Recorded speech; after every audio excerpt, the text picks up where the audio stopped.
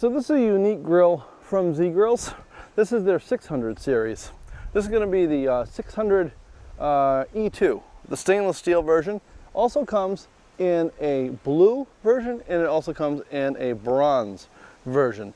This is a unique grill because it doesn't look like anything else that's out there. It actually has a insulated top lid, which is kind of nice. It has a tray here in the front for putting sauces or rubs or something. And it has a side shelf with a bottle opener with some utility hooks.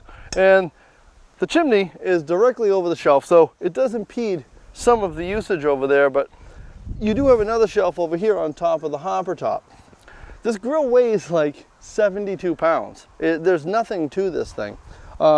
It does have a shelf on the bottom in the back. And then when I was putting this together, in the front, it had these two panels. And I was thinking that, oh, it'd be nice to have those in the back. But it doesn't allow you to do that. You have to put them in the front. And the grease catchment for this is unique because it doesn't hang off the side. It's actually on the bottom, underneath over here on a hook. So you don't even see the grease pan.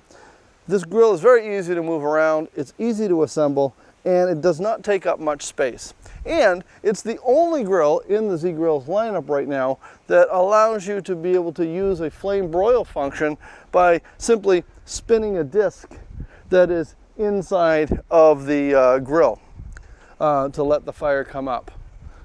The burn system for this, the burner itself, is modeled after the Louisiana grill. And it actually shares all of the same common component parts for the LG grills or the Louisiana grills. And it's got a pancake fan over here for the air. It's got a very short distance for the pellets to have to travel. And then there's an air gap between them. So you're not going to get any burn backs on this grill because the pellets actually fall the same way that they do on a pellet stove into a burn pot. And that burn pot's mounted over here on the side. When I was looking at this grill, immediately I was drawn to it because it was kind of unique, and I wanted to give it a shot because for all of the good things about this grill, it does have one major drawback, and I kind of saw that right away, is that the grease containment system of this grill is not very good.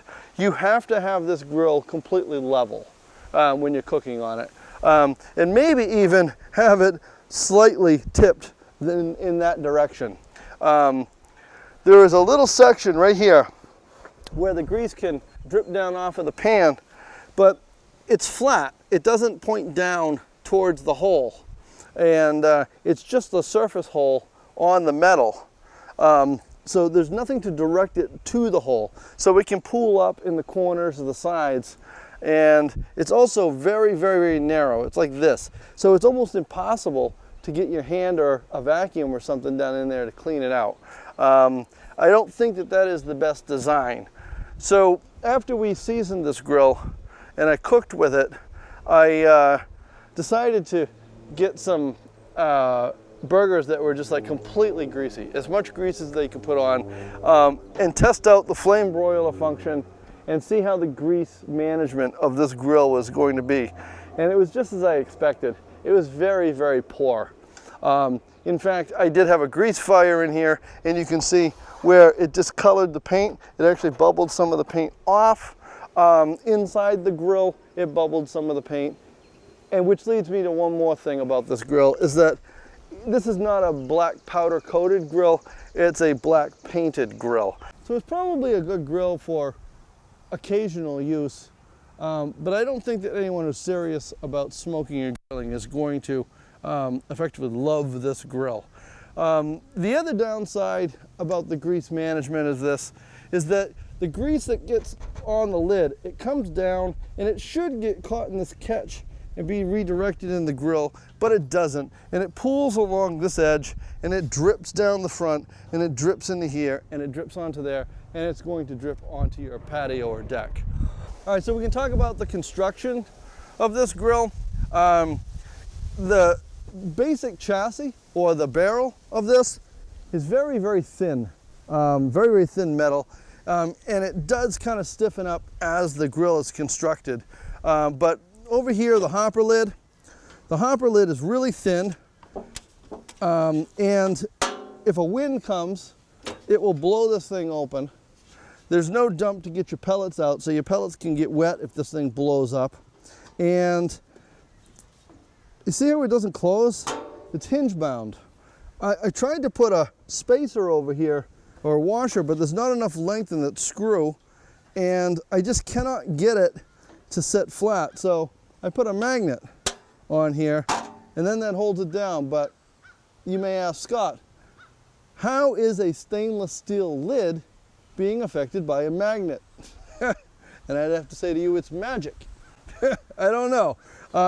It's a stainless steel colored lid, I guess. It would be nice to see a grill under the sub 200 mark.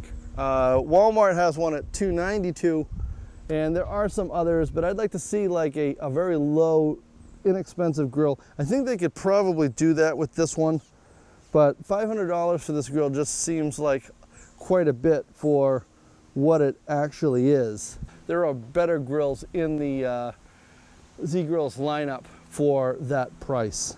So thanks for watching. Scott Williamson, Grill Parts for Less, and please hit that notification bell for future videos, or subscribe to the channel if you're new.